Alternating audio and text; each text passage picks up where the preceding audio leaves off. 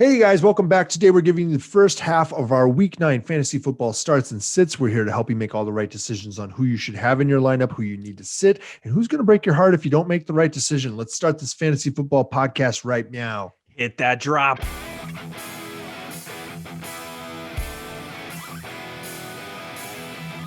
Hello and welcome to the Fantasy Football Upside. I am Justin. That is Kyle. Thanks for dropping by our Fantasy Football podcast and YouTube channel. We appreciate it. And today, we are giving you the first half of our start-sit questions for Sunday and Monday games for Week 9. Yep. Definitely check out our top starts, streamies, and fades from yesterday by clicking the link in the corner above where Kyle's going to point, or down in the description below. Kyle, what you got for me, bud? All right, so make sure that you click subscribe as well as the bell. That way you're notified every time we upload the podcast. We upload 5 episodes a week. We try to kill it. We try to give you all that upside information. We pack it in there as tightly as possible so that it's not too long. We don't want to wear you out. And there's a ton of it in there. There's a ton of fun stuff. We say a lot of stupid stuff as well, not regarding fantasy football, because we take it seriously, as you should too. Right? Because we all want to win that championship. And so that's what we're here for, guys. We are here and we are always asking, do you need assistance? And you know what? This came up recently. There was a comment, I think that somebody thought, because we mentioned that quote has to do with a bear that's not really a bear. And the comment, we found what the person was referencing. We did. While it is highly entertaining and very, very interesting, and I've never seen it before, it is not what we were talking about. It is not where that quote is from. Try again. Swing and a miss. That's strike one. You've got 2 more before we kick you out of the club. And if you have a question, you need me to help you out, figure out what that is. You know, I'm always saying, do you need assistance? That's right. The bear, or is the guy? All I know is it's illegal. So let's dive in headfirst into the shallow end and get this thing rolling. We're breaking down the matchups for Week 9 fantasy football. This is going to be a fun week, hopefully, because there's going to actually still be football. I think. Let's hope. No, it is up in the air at all times. I'm not sure. First matchup. Yep. Yeah, we have the New York Giants versus the Washington football team. There we go. Kyle, go ahead and give me the Giants. Who you have? Giants.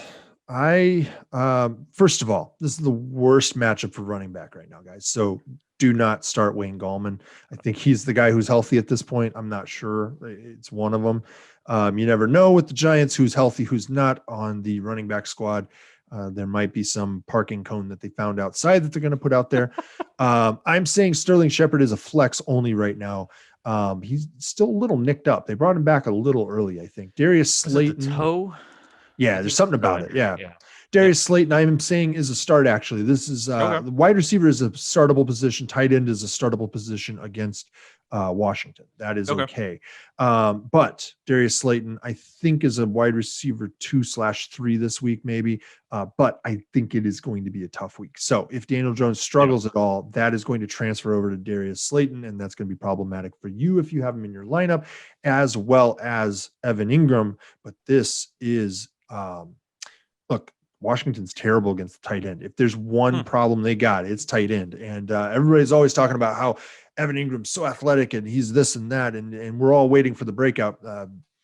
If he's going to break out, it's this game. Like it's this game. It's this game or it's never again. Like that's where we're at, I think. Yep. All right. So what do you got on Washington? I'm not gonna have too much here. J.D. McKissick, I would Naga.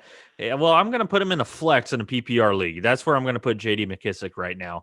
Antonio Gibson, I am starting him. Did we see the breakout last week? 20 rushes, 128 yards, and a touchdown. So that was last week. Fire him up this week as a decent running back too. Scary Terry McLaurin, I'm still gonna start him. I think he's actually a top 15 play against this defense, no matter who the QB is. I think he's still going to be fantasy relevant with Kyle Allen throwing the football. And this is another tight end, I do want to note, I saw something recently and it was they put up 2 polls on different days on Twitter. And one of them was, which player would you rather have? Now this was in dynasty stuff. So it's a little bit different calculation, but it was which player would you rather have? And it was Tyler Boyd and Terry McLaurin. Okay. And it was like 85-15 wanted McLaurin. Okay. Really? Yes. And then they put up another poll a couple days later that it described the players without saying their names. And it was 25 years old, played this many games, this many catches, this many TDs. And then they said, this one has their franchise quarterback locked in. This one has a revolving door of QBs, and it's a pretty mediocrity at best.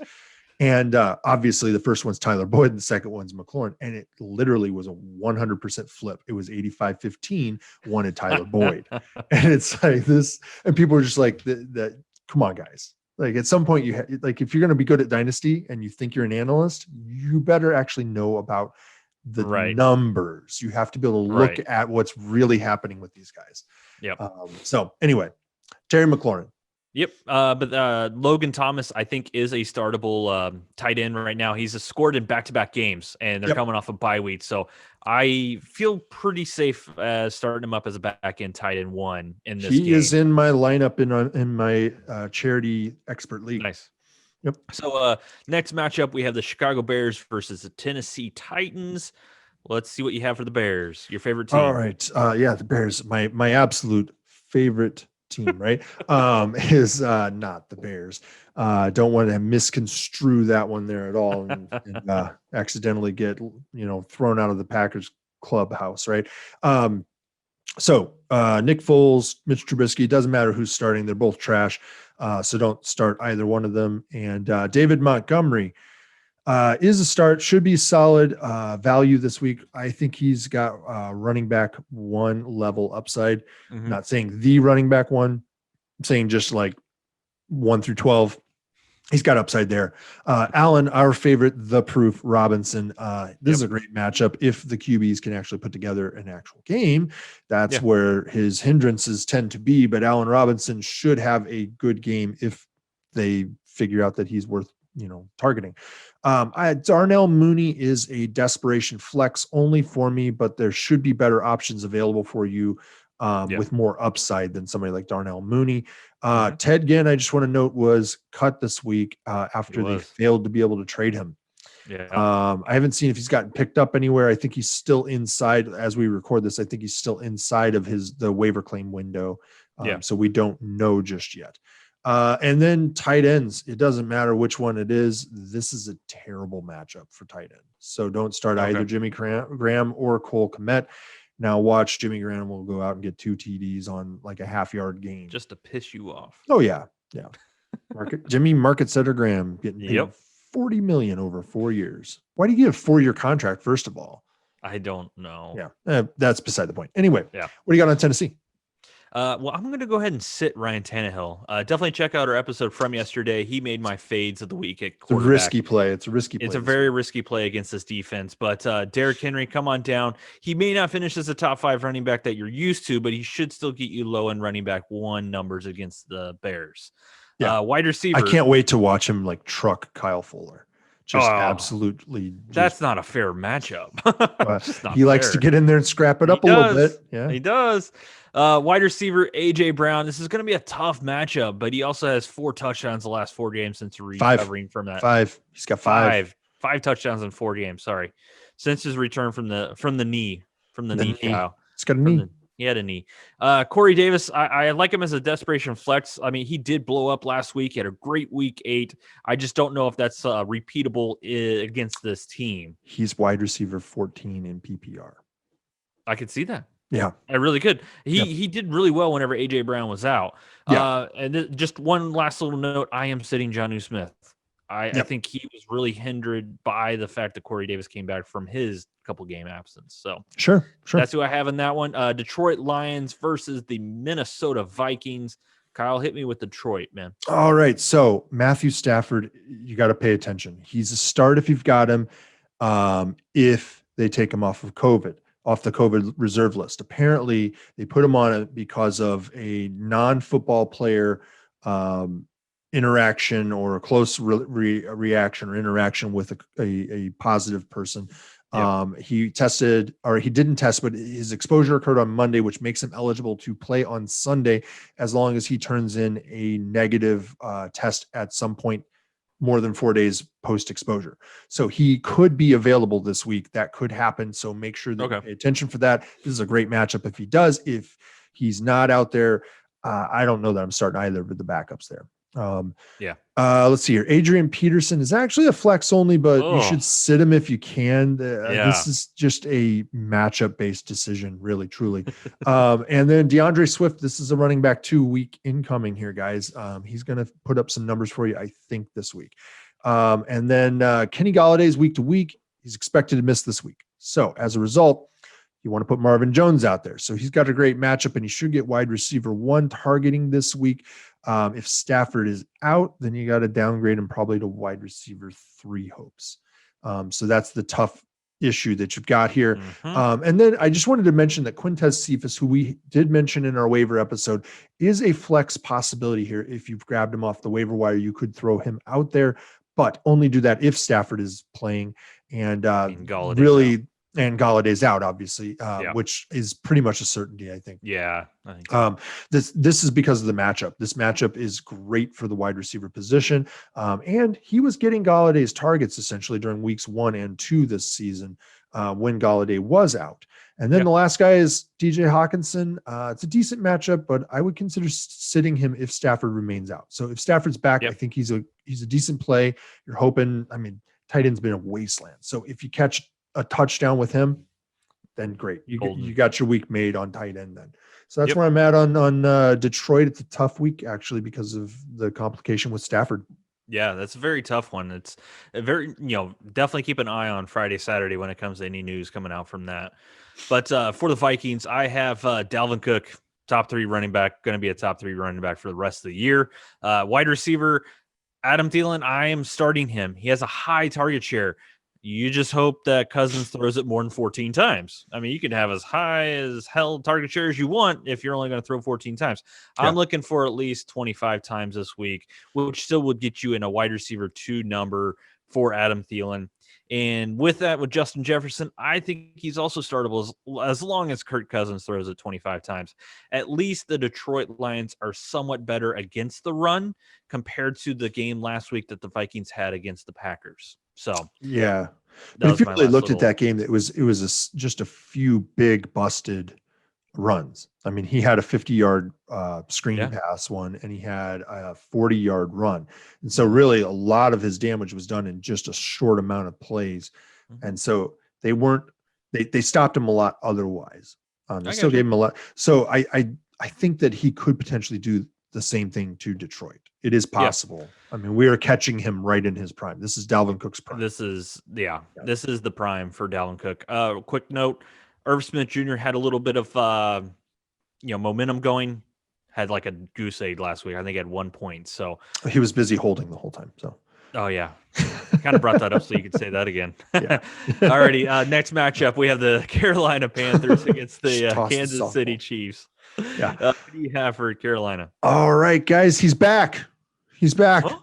He's back, which because you've got him on your team in our league, and that's Christian McCaffrey, and you're going to start him. This isn't the greatest matchup, but you're going to start him because you finally got him back if you still have him, and he's probably lost some of his volume to Mike Davis, but he's still a beast. He's still a beast. Like, he's going to get it done for you no matter what. You can't sit him despite a slightly tougher matchup this week, so you're just going to put him out there. Mike Davis, he's a flex if you can. You probably can if you've got him. You might be the Christian McCaffrey owner in that case. I would not suggest flexing him. But I would say that if you don't have Christian McCaffrey on your team and you've got Mike Davis, you probably had 2 other guys that were decent enough, or hopefully you weren't filling in a hole there. So you could probably flex him.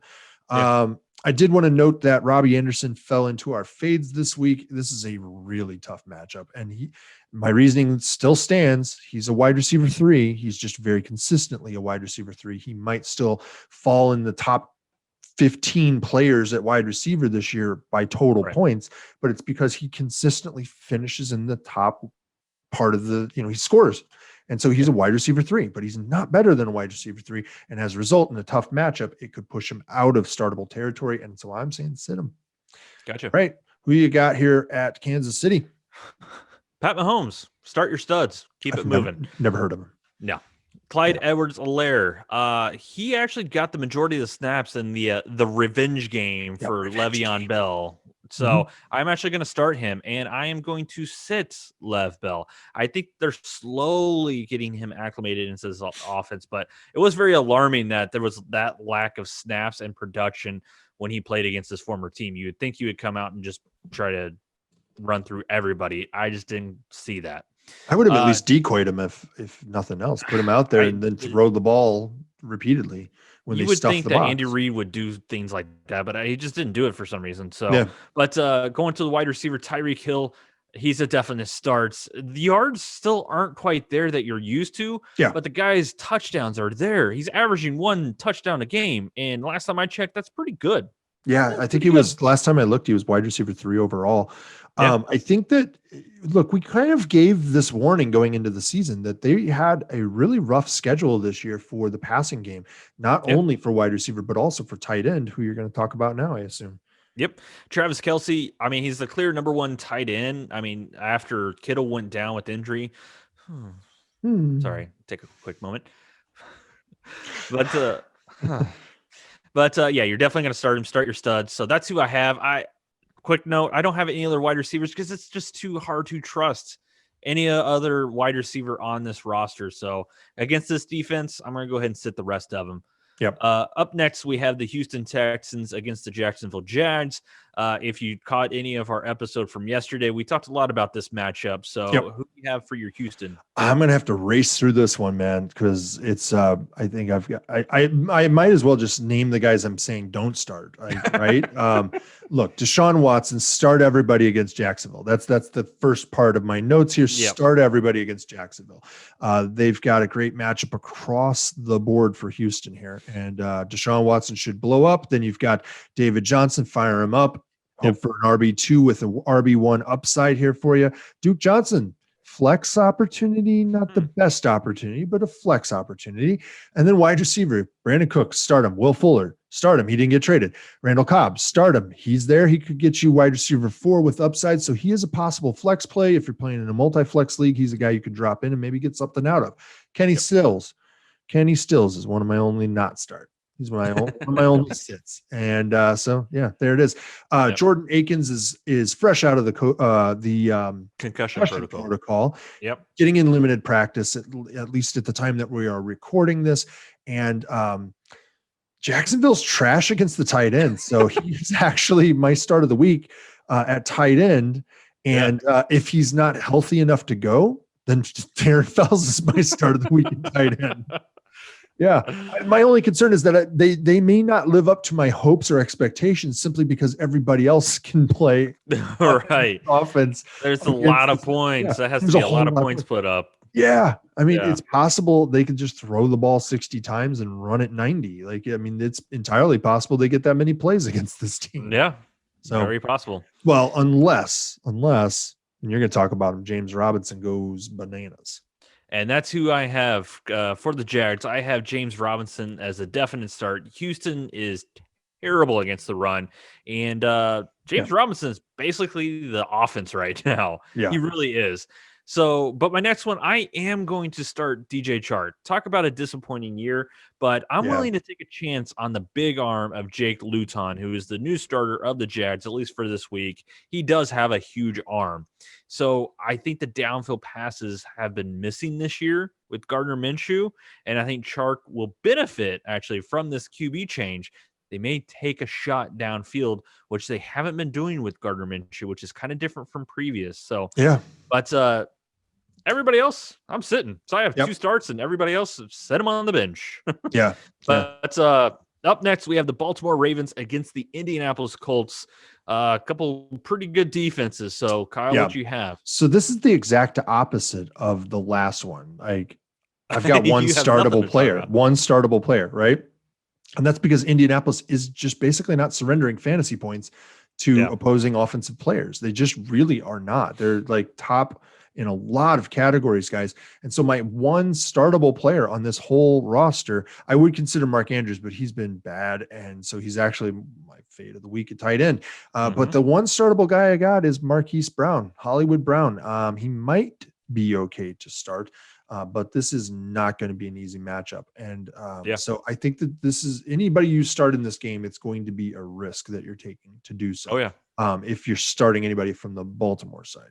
And it might be equally so for the Indianapolis side. So that's where I'm at on that one. And I've actually seen some stats recently where they've been breaking down a lot of Marquise Brown's numbers and like what he really looks like and what he really is. And he's actually not ultimately probably going to make it in the league, I think. Yeah. I think he's going to probably, he's not going to flame out, but he'll bounce around a lot, I think is what's going to end up happening. I don't think that he's somebody that they look at as a long-term value. He's small and he is fast, but his numbers they just don't fit. They don't look right. Like he blows up and then he's gone. And he just disappears. Yeah. Very frustrating for fantasy football. That's for sure. Oh yeah. But for the Indianapolis Colts, it's going to be kind of a quicker one as well. Nyheim Hines, I think, would be a good flex start as both Wilkins and Taylor are both limited in practice. So also T.Y. Hilton is most likely out. So that leaves Hines as potentially one of the best pass catching options on this team. He is a running back, but he catches balls out of the backfield. Yeah. And then I just mentioned T.Y. Hilton. I'm actually going to sit every single wide receiver on the Indianapolis Colts. There's no way of knowing which one is going to get the ball in this matchup if there are going to be any wide receivers getting balls. So tight end, I am going to start Trey Burton. We like Trey Burton here on this podcast. The Colts are figuring out ways to get him the ball in space. And heck, he had a rushing touchdown last week. Who knows? I'm going to said two in the last two games. I'm going to put it on paper right now. He's going to have a passing touchdown in this game. Write that down. All right. Boom. Alrighty, so up next, we have the Seattle Seahawks against the Buffalo Bills. Go ahead and hit me with the Seattle Seahawks, Kyle. All right, Seahawks. Russell Wilson is a start. That's right. Russell Wilson. Throw him out there. Put him out there. Can you believe it? Against Buffalo, who doesn't acknowledge that wide receivers exist. They're the Green Bay Packer defense of the passing defense. They give up so many points. It's ridiculous. So start Russell Wilson. Chris Carson, start if he plays, not expected to test his foot until Friday. So pay attention to what the news is saying today when this episode is airing. And then per Pete Carroll, Carlos Hyde, quote, won't make it for week 9. So if Chris Carson is banged up and doesn't, he tests his foot and he's not good to go. And there is some question about it. I think it's like a midfoot strain. And usually those are 2 to 4 weeks if it's a mild one. If it's a moderate one, he could be out for the rest of the year. That's what happened actually to Cam Newton. They have to put a screw in those on a moderate one. If it's mild, 2 weeks is pushing it. It's actually pushing it. So it is entirely possible Chris Carson's out. We know Carlos Hyde is out. And then that makes DJ Dallas a startable player as a running back too if Chris Carson misses. And so if you've got him, you're paying attention to Chris Carson. That's it. Yep. Tyler Lockett, DK Metcalf. I have the same note on both of these guys. And this is a juicy matchup that will be a barn burner possibly. And so fire them both up. I don't care if you've got both. I don't care if you've got one. Fire them up. Get it going. All right, Buffalo. Buffalo, Josh Allen. I'm going to start him because I have to. How good he was the first 4 weeks is how bad he's been the last 4 weeks. So this is still a really good matchup because Seattle Seahawks' defense is not that good. And at least Josh Allen still has a decent rushing floor. Yeah. Now, when it comes to running backs, I'm going to say that we're going to be on the same page here, but I think Zach Moss is a good flex start as we think he is more talented running back and he is getting those goal line carries. So I think he moving forward is the better start between the two of him or Devin Singletary. Stephon Diggs, I think he made your start of the week. Huge upside against this defense. So definitely start him and you'll be happy. Yeah. That's all I have. John Brown, Gabriel Davis. No. Cool. No. That's what actually, I think John Brown is droppable. This might be a decent matchup where if you need a spot start, you could put him in there. If you've got problems with like injuries or COVID issues or buys or something. Cole Beasley might actually be a decent start. He might be too. Really, really desperate because John Brown is still limited in practice. Gabriel Davis is a rookie and he only flashes here or there. Mm-hmm. Cole Beasley, if John Brown sits, he gets a lot of targets. So I didn't actually have that one notated, but if you're desperate, a flex might not be too bad for Cole Beasley. Yeah. Those sorts of questions, those sorts of deep dives like that, guys, we are able to handle and help you. So throw comments down in the comment section below asking us questions, because we are always here asking. That's right. We always want to help, guys. And so whether there's a bear involved or not, we will help you. And so make sure you throw those comments down there. And make sure you subscribe as well. Tomorrow, we're going to upload the part 2 here of our starts and sits for the remainder of the games. Hopefully those are getting played. And so we'll keep your eyes peeled for that episode. I'm going to put our start streamers and fade episode as well as our waiver wire episode from this week on the screen now, so that you can click on those and check them out, see what we got to say. And, maybe that'll inspire you to hit that subscribe button. I don't know. Anyway, make sure you check those things out. Thanks for being a fan of The Upside. We'll see you guys next time. Bye. See you guys.